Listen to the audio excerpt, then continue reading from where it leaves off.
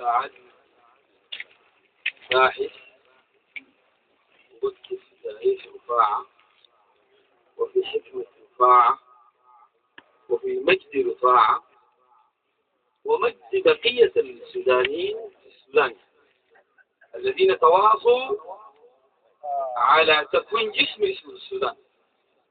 هذا السودان لم يكن صدفة، بنوه الرجال. قال والضرضي، قال منا بحمد، ليه العقبة قري، ليه برو، قطعنا غابة وقتلنا السباع وعايشين مع الأسود بتعرفنا وعرفنا الطاعة. إذا السودان ده في يوم من الأيام كان كله غابات. الرجال قطعوا لكن ما احتكروا لأنفسهم. ما كل زول قاعد في حتة منع الآخرين ما يصلوا. عايز أديكم كلام مختصر، كلمتين بسيطات جدا عن مالك والدبروك. مالك والدبروك وما أدراك ما مالك والدبروك. كان من المقرن لحد حدود الحبشة، المنطقة بين النيلين الأبيض والأزرق اسمها جزيرة مالك والدبروك. الله أكبر. دي حقيقة تاريخية، دي ما حاجة من عندي أنا ولا كلام سمعته ولا كلام ساكن، وإنما في كتب التاريخ مكتوب إنه دي جزيرة مالك والدبروك. شوف مالك والدبروك جزيرته دي كان تصرفه كيف. في لحظة من اللحظات كان في مشكلة، في قبائل دخلت السودان ده الناس ما دخلوا في يوم واحد، دخلت القبائل ولا القبائل، وكل واحد بيلقى مكان بيضمنوا له 3 أشياء. أول حاجة مكان للمرعى ومكان للزراعة ومضرب مويه. ال3 دي لما يتوفر لك بيقولوا لك المكان وانت بتكون سيد المنطقة دي خلاص تقعد فيها. في قبيلة أنا مع يعني هم أهلي وأنا رفاعي عامري رفاعي، لكن عندي بهم صلة وعشت معاهم، ساكنين في منطقة اسمها جبل الجلف الكواهلة، كلكم تعرفونها. المنطقة بتاعتهم دي لا فيها مرعى ولا فيها مضرب مويه ولا فيها محل بيزرعوا فيه، لأنها منطقة واقعة في المنطقة الشمالية.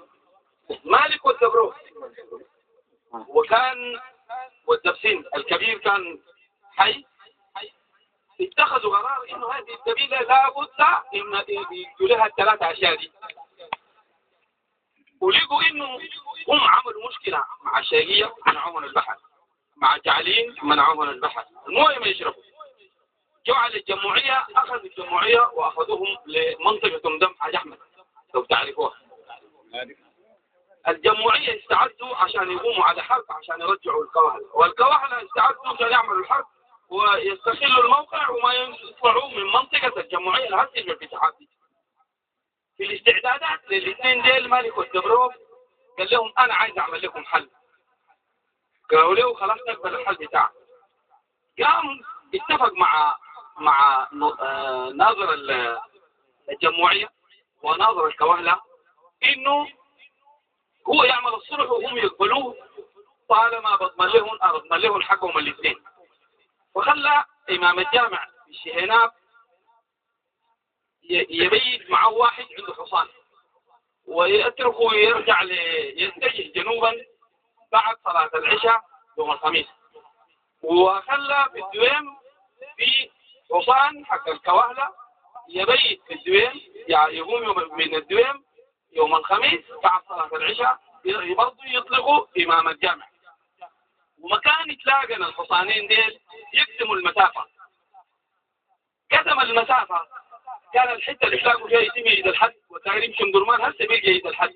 إيد الحد يعمل مالك والدبروك، من إيد الحد ويتجه شمالا بقت للجمهورية، ومن إيد الحد وجنوبا بقت للكواهلة.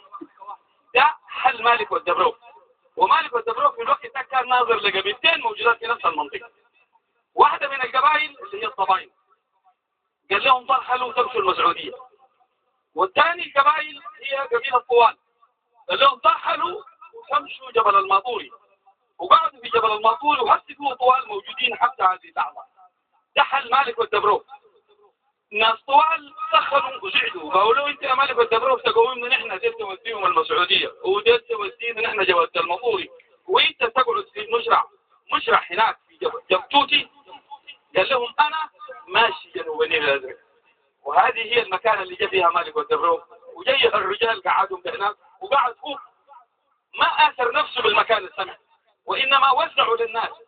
شوف الحكمة وشوف الرجال كانوا يحلوا المشاكل في هذا المستوى. لو أن العهد الآن والمستقبل فيه التجرد ونكران الذات وحل المشاكل، حل الله يبقى. وديل هسي قاعدين مجاورين إلى اليوم، ما حصل خلاف بين القبيلتين دي لحل هذا الرجل الحكيم. نحن محتاجين لهذا النوع من الحكمة، وهؤلاء الرجال الأصفياء الصادقين مع أهلهم ومع أنفسهم. والحلول العملية، الحلول الصاقة النابعة من الحكمة هي الحلول اللي بتصمد. هسه لو قاموا عملوا لكم أي حلول، والحلول دي كانت هشة أو كانت ضعيفة أو ما تتطبق، يجي يوم من الأيام حتتلخبط وحتعيد المشكلة ثاني من جديد. وبالتالي أنا وصيتي إنه الناس ترجع للحكمة والحل السليم والحل الصحيح والحل اللي ماله ما يكمل.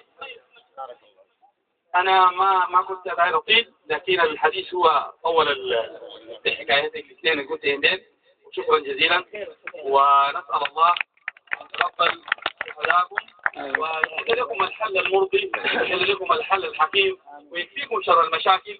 وإنتم زيكم ما مفروض يتخطى في موقف إنه يحلوا له، ما كن الضعاف ولا كن المستدين ولا كن البسطة اللي ممكن يحكيكم أي زول عشان ياخذ حقه. المفروض تتخطوا في الحق في مكان اللي تاخذوا حقكم في عزة وفي كرامة، ونسأل الله أن يكون ذلك. جزاك الله خير. مهندس كلام باحثين وكلام حكماء، نسأل الله سبحانه وتعالى أن تكون الحكمة ليدننا كل يمر بالله سبحانه وتعالى. الآن العمدة حسان عن إخوته في ولاية كسلة، تفضل مشكور.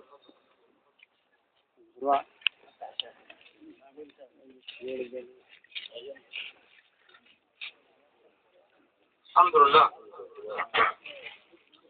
لله الذي كتب نفسه الدعاء وعلى عباده الثناء، والصلاة والسلام على خير الأنبياء وعلى آله وصحبه وسلم تسليما كثيرا. أولا التحية للشهداء، نسأل الله سبحانه وتعالى ربنا يتقبلهم الشهداء كوكري. تحية لكل الإخوة في منطقة كوكري بقيادة أخونا سعيد الشيخ سعيد، لكم التحية والتذلة، وحقيقة يعني ثبتوا حقك وثبتوا الشغل نحن حقيقة من أجله. والله جينا لأنه بنعرفكم من ذرغلهم. نسأل الله سبحانه وتعالى ربنا يعني يوفقكم في كل عمل يأتي رسالته بالصورة المطلوبة. التحية حقيقة لكل الوفود الوافدة من ولاية الخرطوم والجزيرة وشرق الجزيرة وجنوب الجزيرة وشرق سنار وولاية سنار وولاية الجضارف. ولاية الجضارف طبعا بقيادة أخونا محمد عبد الرحمن والشيخ عبد الرحمن شيخ انقوياء، لهم التحية. والتحية برضو للعمدة عمدة عبد الله بمنطقة الفشق أو محل الفشق الشوق أخونا الصديق محمد علي، وعمدة العراكين عبد الرحيم وضغطرون، والعمدة الحقيقة الفريد المتفرد عمدة اللحوين حسن بهيبة له التحية وكثر خيره. يعني التحية هنا لأهل البطاحين، والبطاحين معروفين أهل فزعة وأهل مروة. لكم التحية البطاحين أينما قعدتوا أو أينما حطيتوا. نحن حقيقة يعني يمكن الأخ قدم الورقة بأن العمدة حسان عنده كنه. أنا حقيقة معايا الآن في منطقة كسلة وحدة من الشبيلات بقيادة الشيخ قاسم عبد الرحمن الطاهر وصلاح علي النور طه البشير، لهم التحية. يعني جاي من محلية في خشم القربة وأنا من القربة من نهاركم والدرسوان، عمدة لغبائل رفاعة بولاية كسلة.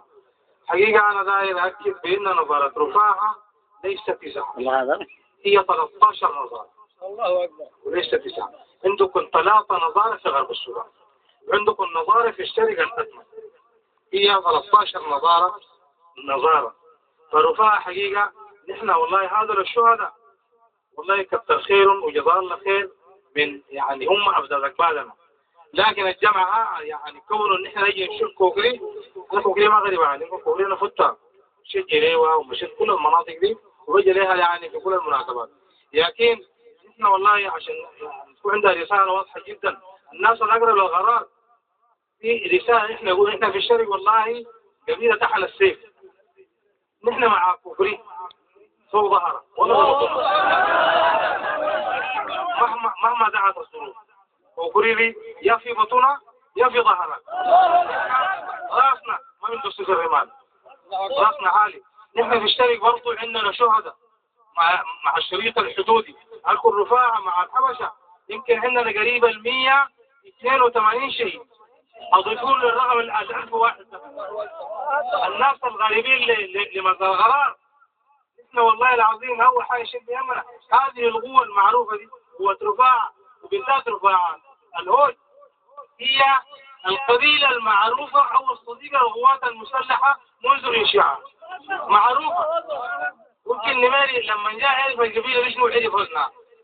فنحن والله لازم نقول رسالة واضحة يعني بالذات نحن معنا الناظر يعني الناظر علي يوسف جميل، يمكن الشهرة قالوا فيون، والجميل يعني حقيقة مجمل بأخلاقه مجمل بقيمه مجمل بأهدافه.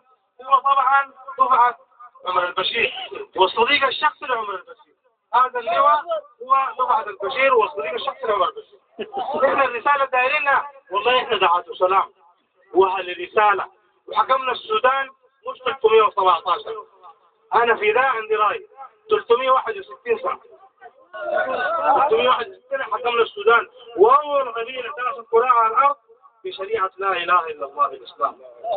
عشان نأكد نحن الآن كما ذكر أخونا العمدة محمد عبد الرحمن، نحن عايزين هيئة الشورى قضاء الرفاعة الكبرى في السودان يكون عندها صندوق ونتحرك حتى كالأمم المتحدة ما عندنا معنى. الأمم المتحدة في المشكلة، إحنا مشكلتنا لأنه مسلمين من حلة، لكن عايزين صندوق قبيلة حتى لو البيت جنيه، لو جنيه بس نحن من كوي المال. القبائل المعانا دي هنا الآن كما جاء النبي ولا جن كما جاء الآن لما جاء مسكت بلدي مساوي الجري لكن عليه الطلاق ما غنى منه. احنا غنيين بروحنا وغنيين بإيماننا وغنيين بقيمنا، إلا بقيم نحن هالرسالة، نحن أشراف، نحن الذين جبنا الإسلام في هذه المنطقة وحاربنا المسيحية في صوبة. الكلام ده يشهد تمام. عشان كده نحن أصحاب أرض هذه الأرض. نحن الآن ما ندعي القبلية ولا الفتنة ونحن ضدها لأن عانتنا شداروا منكم يا ناس كوكري والناس في الجنوب، ومن هنا بلغوا تحياتي والعمدة قديم. كل الناس اللي عندها الآن في مناطق العمليات يجب علينا التعليم. نخش الشرطة ونحن متعلمين، نخش الجيش ونحن متعلمين، نخش الخلاف نتعلم، لأنه العلم هو اللي بيولد الاقتصاد. العلم هو يعني العلم بيرفع بيتا لا عماد له. العلم بيرفع بيتا، العلم يرفع بيت، الجهل يهدم بيت العزة والشرف، والعلم يرفع بيتا لا عماد له. ولا بد نحن نتعلم عشان نغوص هذه المسيرة. نحن يا جماعة الشباب، عشان كده نحن يعني أنا الرسالة نوصلها. نحن والله كوكري والله معاكم غلبا وغالبا، والله الصبر ده ما سمعناه عمية فلاق لا نفعنا أكل ولا نفعنا شباب. عشان كده تأكد تمام أي رفاعي في السودان ده ومعاكم غلبا وغالبا، وخندقنا واحد اللي هو كوكري. الله سبحانه وتعالى ربنا أبشر والله أبشر، نحن والله معاكم، نحن معاكم غلبا وغالبا. أصلا والله دمنا ده الآن جاهز، لكن لابد من المسائل دي تمشي بطرق منظمة للجهات المختصة. نحن معاكم فيها. أنا والله ما أقدر الكلام كبير جدا، لكن قال يا رازق الغيث في سحاب الدولة ويا عالم بكل سر مشهود، يا رازق السلك والدولة يا رب الستر يا مستقبل المعروف. هي الشيخ سعيد حقيقة هم قليلون الذين يتكلمون بالنص، تالفهم الدواخل وتموت برياهم قهر الحرمان، وتحيا الآباء المخطط في الراعي المستحيل إذا غالوا هذا الفؤاد واستكان، وإذا صمتوا لا نسمع في الانتظار. لكم التحية، شكرا جزيلا، بارك الله.